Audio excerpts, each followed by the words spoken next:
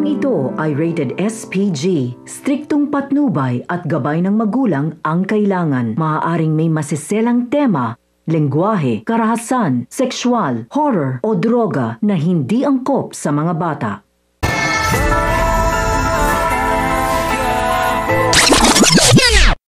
Ang mga dapat nating abangan sa FPJ's Batang Quiapo. Habang nakikipag-date si Mokang kay Ramon ay kasalukuyan namang nakikipagbakbakan si Tanggol at ng buong tropa sa mga tao ni Roy upang makuha ang pera na siyang makakatulong kay Mokang upang hindi na nito gawin ang pagbenta ng lamang kay Ramon. Matapos ito ay agad napupunta si Mokang sa ospital upang bayaran ang pampaopera ng kanyang tatay.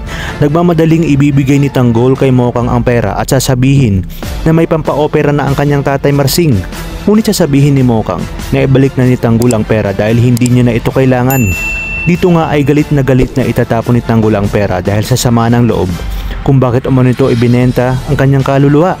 Wala namang nagawa pa si Mokang kundi umiyak na lang at humingi ng tawad kay Tanggol.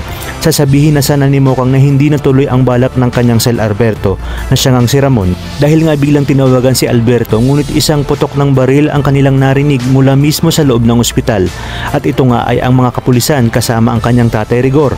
Kung kaya't dito magkakaroon ng matinding bakbakan at sa kalagitnaan ng makikipaghabulan ay sinabi ni Enteng na sigurado umunong itinimbre na sila ni Roy at kukunin ang dala nilang pera kaya naman iginiit ni Tanggol na hindi siya papayag at kailangan nilang makaalis agad sa ospital.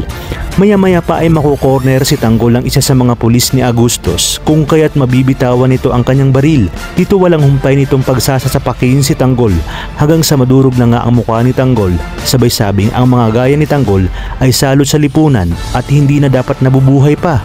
Sa kabila nito ay pipilitin pa rin ni Tanggol na lumaban hanggang sa maabutan siya ng kanyang ninong Mando at nakiusap na wag siyang hulihin at patakasin na siya.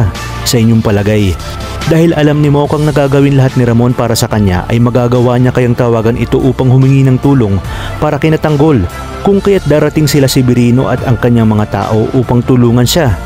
Kaya naman kapamilya, kapit lang dahil marami pa tayong dapat abangan dito lang sa bagong paborito ng sambayanan, ang FPJ's Batang Quiapo.